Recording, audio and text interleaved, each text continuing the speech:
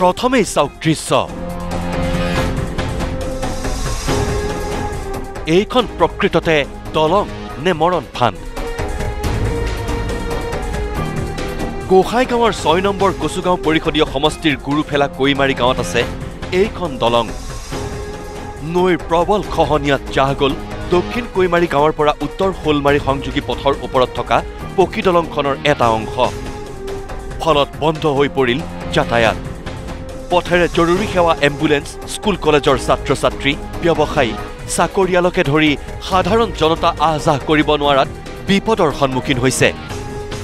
স্থানীয় লোকসকলে জনপ্ৰতিনিধিক এই সন্দৰ্ভত বহুবাৰ অৱগত কৰাৰ পিছতো কোনো সমাধান লাভ নকৰিলে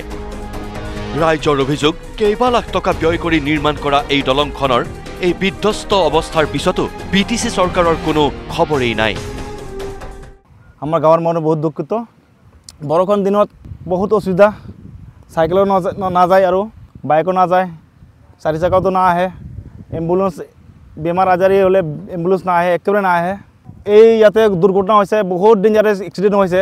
আমাৰ ৰাজ্যৰ পৰা চৰকাৰক অনুৰোধ জনাওঁ আৰু যাতে মানে এই ৰাস্তাটো আৰু এই ব্ৰিজটো সোনকালে মেৰামত কৰে ইফালে ধোঁৱাচাঙত উঠিছে লাহৰীঘাটৰ কোটিটকীয়া পানী যোগান প্ৰকল্প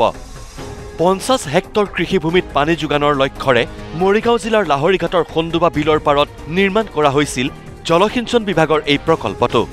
কিন্তু আজিৰ দিনত এই পানী যোগান প্ৰকল্পটোৰ অৱস্থা চাওক চাৰিওফালে জহি খহি গৈছে বিকল হৈ ৰৈছে যন্ত্ৰসমূহ বিগত 20 বছৰ ধৰি খেতিপথাৰসমূহত পানী যোগান ধৰিব পৰা নাই এইটো প্ৰকল্পই যাৰ ফলত চন পৰি ৰৈছে কৃষকৰ কৃষিভূমি শীঘ্ৰেই প্ৰকল্পটো পুনৰ সজীৱ কৰি তুলিবৰ বাবে বিভাগটোক আহ্বান অসহায় কৃষকৰ এই আঁচনিটো আজি প্ৰায় 20 বছৰ অধিক হ'ব এতিয়াৰ বন্ধ হৈ আছে কিন্তু আমাৰ কৃষক ৰাইজে পানী বিচাৰিলে পানী নাপায় গোচৰ দিলেও তেখেতসকলে কয় আমি পানী দি আছোঁ কিন্তু ইতিমধ্যে চব ড্ৰেইনটো ভাঙি চিঙি বিপাত হৈ গৈছে আমাৰ বহুত ৰাইজে ইয়াত অসুবিধাজনক পৰিছে কতোৱে মেচিনৰ খেতি মেচিন পাৰিছে লৈছে কৰিছে কিন্তু কতোৱে মেচিন নাই এনেই বৰবাদ হৈ গৈছে মাটিবিলাক তথাপিতো এই ডিপাৰ্টমেণ্টৰ মানুহখিনি আহি এই যিটো আমাৰ পানী যোগান এইটো কোনো ভাল ভুল কৰি ৰাইজক পানী দিয়াটোৰ ব্যৱস্থা লোৱা নাই কুকতলি বৰঙনি খোৱা গোসাঁইবুৰি চালচিঙাবুৰি গৰাপা এফালে মানে মাদলা ইয়ালৈকে দিছিলে এতিয়ালৈকে গোটেইবোৰ বন্ধ হৈ আছে